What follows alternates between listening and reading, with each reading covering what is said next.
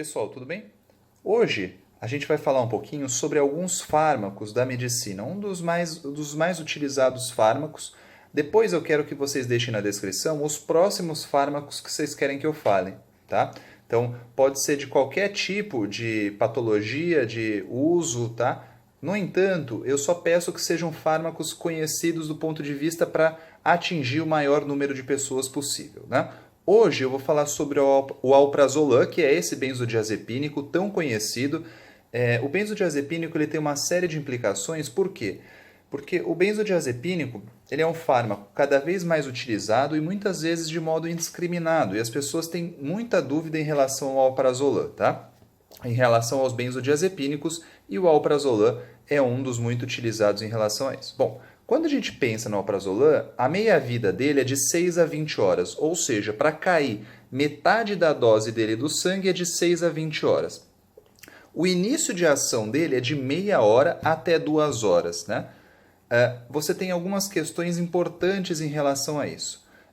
Quando a gente pensa nos estudos, o que foi estabelecido? O alprazolam ele vai ter uma eficácia ali para transtorno do pânico, tá? Quando a gente pensa em redução do sintoma de forma rápida, a dose mais ou menos utilizada, validada nos estudos para transtorno do pânico, é de 6 miligramas dia, e ele tem essa vantagem de ser iniciado de modo rápido, principalmente quando você tem os sintomas agudos. O problema é justamente quando você não tem um tratamento adjunto, por exemplo, com antidepressivo, para você ir alternando ansiolítico, bem no início, com um antidepressivo no sentido de um tratamento mais contínuo. Isso pensando no tratamento clássico, né? É um problema porque o benzodiazepínico, de fato, ele leva a uma questão de dependência de modo muito rápido. Algumas pessoas precisam de muito pouco tempo para desenvolverem um certo grau de dependência, né?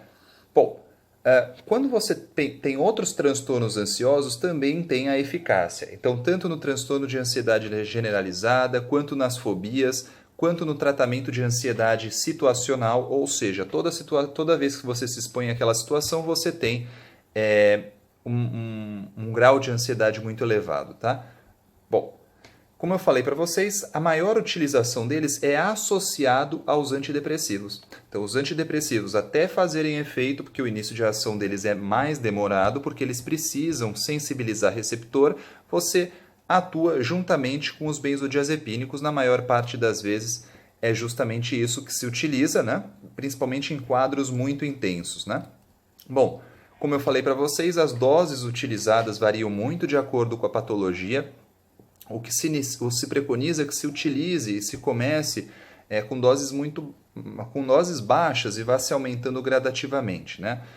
Assim como a retirada do fármaco também deve ser gradual. Então, alguns estudos falam que você deve tirar de 0,5 miligramas a cada 3 dias para evitar os sintomas de abstinência que, de modo geral, quando apresentam-se, são sintomas relativamente graves e podem comprometer ali o dia a dia do paciente e a questão do bem-estar, né? Bom, eu acho que o relação, como que ele atua no seu cérebro, né? Basicamente, ele atua ali no sistema GABA. O GABA é um neurotransmissor inibitório, né? E o alprazolam, ele tem esse efeito de modular a atividade do GABA.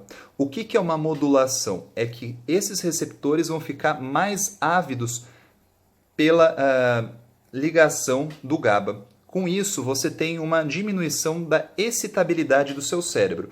O seu cérebro, teoricamente, fica mais tranquilo, com menos condução de estímulos, com menos atividade cerebral. É isso de modo simplificado, né? Logicamente que você tem uma série de pormenores nessa situação, mas assim, para vocês que são leigos e utilizam mais a questão da informação pro paciente, isso é de bom tamanho, que atua no sistema GABA, diminuindo a excitabilidade cerebral, tá? Alguns estudos mostram que ele tem um pequeno efeito noradrenérgico, então ele pode atuar ali com algumas propriedades antidepressivas, mas assim, de modo geral, os efeitos são justamente esse: ansiolítico, sedativo, relaxante muscular e, em certo grau, anticonvulsivante, né? Bom, Os efeitos colaterais, basicamente aqueles que vocês sabem, tanto a abstinência, você pode causar uma sonolência excessiva, uma diminuição de reflexo, uma fadiga, uma sedação, uma sonolência, né? Sintomas residuais do seu uso.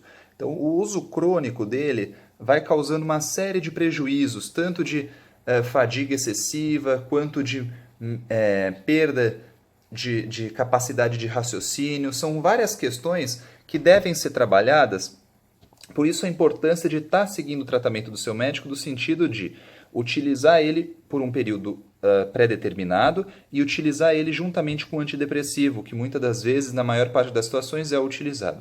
Se for utilizado a longo prazo, o seu médico está bem consciente do que deve ser feito e como ele deve manejar, tá? Então, assim, confie também nele se a indicação for para uso de longo prazo, tá bom? Eu estou falando isso para situações mais leves, é indicado usar por o menor tempo possível. Vocês que acompanham o canal, vocês sabem que eu gosto de outras estratégias, justamente em todas as patologias, que você faça de modo adjunto qualquer tipo de tratamento, né? Eu estou falando aqui mais do tratamento clássico de caráter informativo para vocês, né?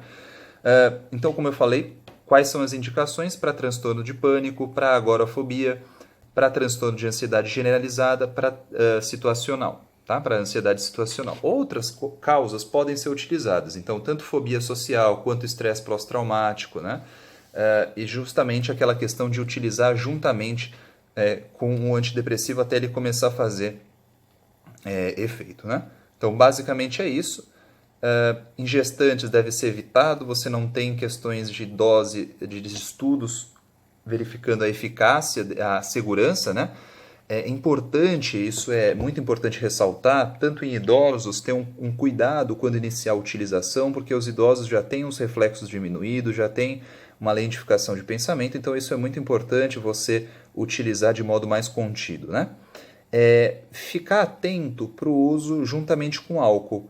Então, tentar evitar a qualquer custo a utilização concomitante com álcool, porque o álcool potencializa os seus efeitos sedativos, tá? Então, assim, o que puder fazer para evitar a utilização dele juntamente com álcool, faça, porque os efeitos podem ser graves, tá? Principalmente quem abusa e quem faz uso sem prescrição médica do benzodiazepínico, é uma coisa complicada, tá? Bom, basicamente é isso. Espero que tenha ficado claro. Eu peço para vocês algumas coisas. Se inscrevam no canal. Mais importante, deixem seu like para a gente conseguir crescer, para a gente conseguir atingir o maior número de pessoas possível. Aqui na descrição e aqui embaixo vai estar o meu Instagram. No meu Instagram eu compartilho várias questões em relação a bem-estar, qualidade de vida, suplementação. Importante para vocês estarem complementando tudo que a gente pensa em relação à saúde, né? Espero que tenha ficado claro e nos comentários deixem os próximos fármacos que vocês querem que eu faça vídeo, entendeu?